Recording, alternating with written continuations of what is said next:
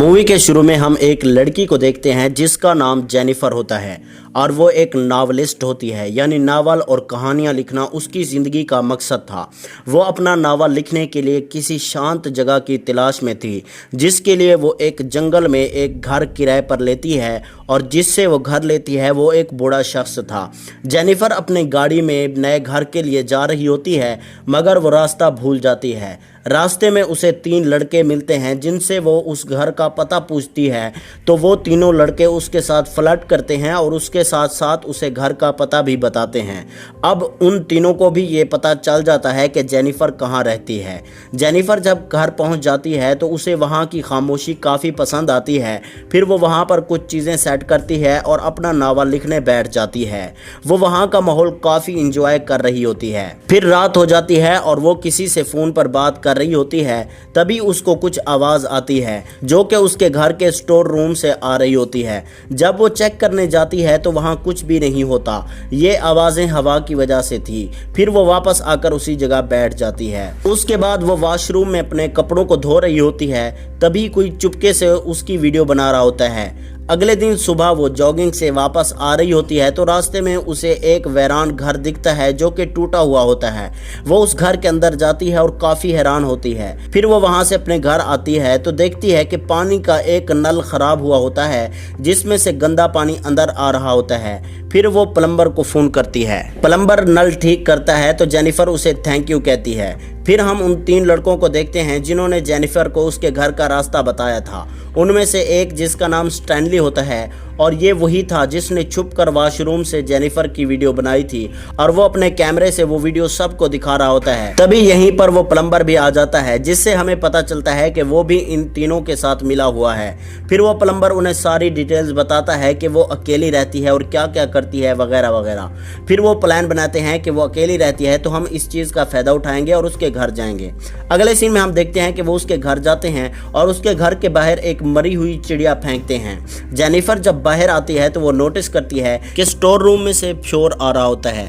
वो चेक करने जाती है, लेकिन तब तक वो चारों लड़के पीछे से उसके घर में दाखिल हो चुके होते हैं। जेनिफर जब वापस आती है तो वो उसे बहुत टॉर्चर करते हैं और उसकी वीडियो बनाते हैं। उनमें से एक लड़का जिसका नाम जॉनी होता है वो जेनिफर के उसके दांत तोड़ने का कहता है और चारों लड़के उसका बहुत मजाक उड़ाते हैं। फिर जेनिफर मौका पाकर वहाँ से भाग जाती है और जंगल में चली जाती है जहाँ पर उसे एक शेरिफ मिलता है। जेनिफर रोते हुए उसे सब बताती है तो वो शेरिफ जेनिफर के साथ चल पड़ता है। लेकिन यहाँ पर मसला और भी बढ़ने वाला था क्योंकि वो शेरिफ भी उन चारों के साथ मिला हुआ होता है।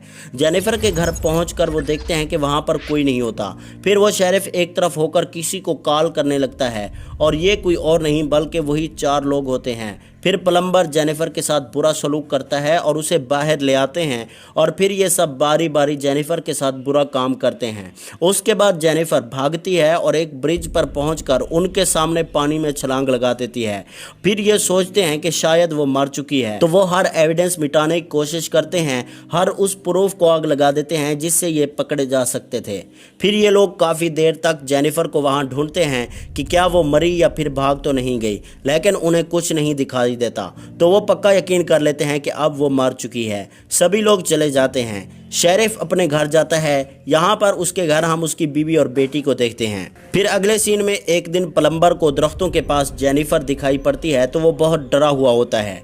स्टैनली भी उन्हें आकर बताता है कि कैमरे में जेनिफर की जो वीडियो बनाई थी हमने उस वक्त, वो कैसेट किसी ने चुरा ली है। तो वो सब एक दूसरे पर गुस्सा होने लगते हैं, लेकिन उनके साथ अब वही होने वाला था जिसके वो हकदार थे, क्योंकि जैसा करना वैसा भरना पड़ता है। अगले सीन में रात के वक्त उनके घर के बाहर कोई मरी हुई चिड़िया फेंक जाता है जैसा उन्होंने किया था। दूसरी तरफ शेरिफ को उसके घर पड़ी एक टेप मिलती है जिस पर स्टैनली लिखा था। शेरिफ को बहुत गुस्सा आता है, उसे लगता है कि स्टैनली ने ही इसे इसके पास रखा है।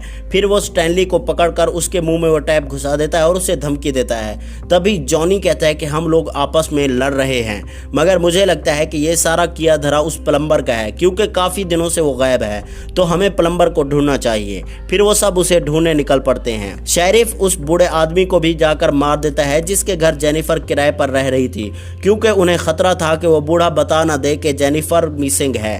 फिर हमें वो प्लम्बर दिखाया जाता है जो कि उस घर में बंधा पड़ा था, जो जेनिफर ने जॉगिंग के वक्त देखा था, वो घर जो टूटा हुआ था। और यहीं पर जेनी भी होती है जो प्लम्बर को बहुत टॉर्चर कर रही होती है। उसके बाद स्टैनली और उसका एक साथी जंगल में प्लम्बर को ढूंढ रहे होते हैं। तभी स्टैनली के सामने जेनिफर आ जाती है। स्टैनली उसकी तरफ बढ़ता है, लेकिन उसका पाँव एक ट्रैप में आ जाता है और वो चिल्लाने लगता है और अपने दोस्तों को बुलाने लगता है। तो उसका वो दोस्त जो उसके साथ था वो आ जाता है, लेकिन जेनिफर पहले ही इसे तैयार खड़ी होती है तो वो उन दोनों को बेहोश कर देती है। फिर वो स्टैनली को एक दरख्त के साथ बांध देती है और उसके मुंह के अंदर मरा हुआ चूहा डालती है, और जिन कांटों के जरिए मछली को पकड़ा जाता है वो उन कांटों को उसकी आंखों पर लगाकर दरख्त के साथ बांध देती है और मछली का पेट काटकर उसके ऑर्गन्स स्टैनली के चेहरे पर लगाती है ताकि चील कौवे उसके मुंह को नोचें।